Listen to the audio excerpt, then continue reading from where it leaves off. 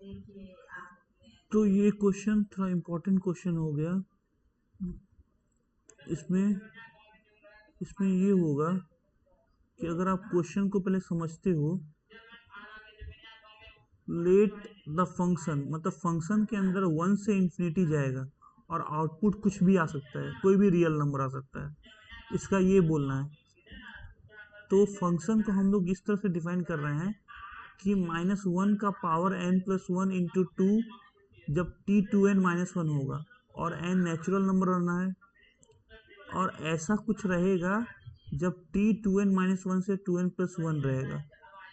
gx 1 से x ft dt हो रहा है जब x 1 से इंफिनिटी हो सकता है, और alpha be the number of solution of the equation gx। इसको 0 के बराबर करने पे जो जितने नंबर ऑफ सॉल्यूशन आएंगे वो हमारे 1 से 8 के बीच में वो हमारा अल्फा हो जाएगा, और बीटा जो है इंटीग्रेशन ऑफ 1 से x F x D x upon x - 1, तो बीटा वो हो जाएगा। तो अल्फा प्लस बीटा वो वैल्यू हो गया। अब देखो, तो n को 1 रखेंगे, n को 1 रखेंगे तो t 1 होगा, और t यहाँ पे 1 से 3 हो जाएगा।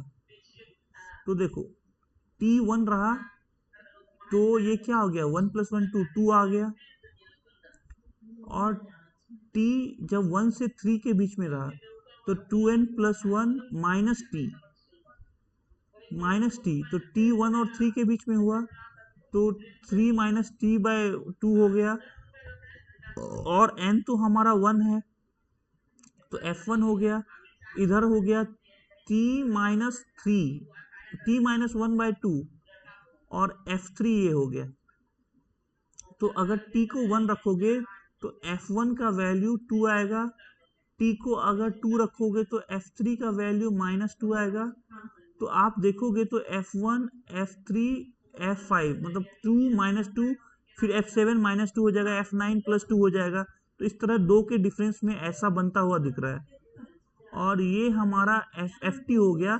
n के जगह पे हमने 1 रख दिया था जब ये t1 था, तो n मतलब n1 था, तो n की जगह पे 1 रखा तो f1 आया, f1 2 हो गया, f3 -2 हो गया। तो f2 और ये कैंसिल करेंगे तो ये बन जा रहा है 4 - 2t, और फिर अगला जो आएगा t 3 से 5 में, तो ये 5 हो गया, ये 3 हो गया, ये 3 और ये 5 हो गया। तो 1 और 3 में ये 1 होगा, ये 3 होगा, और ये 1 होगा, और ये 3 होगा। तो अगर आप देखोगे कि तो 1 से 3 में 4 - 2t, 3 से 5 मतलब 2t - 8, अब 5 से 7 होगा तो 4 4 दुनिया 4 दिया 12, 12 - 2t। तो इसका ग्राफ अगर देखोगे तो 2 पे ये रहेगा, फिर 3 पे 1 और 3 के बीच में 4 - 2t ऐसा होगा, फिर 2t - 8 ऐसा होगा, फिर 2t 12t - 2t, फिर 2t -16 ऐसा होगा। तो ये कर्व बनता हुआ दिख रहा है। अब देखो gx 1 से x, अगर 1 से इसका एरिया फाइंड करो तो ये दोनों का सम 0 होगा।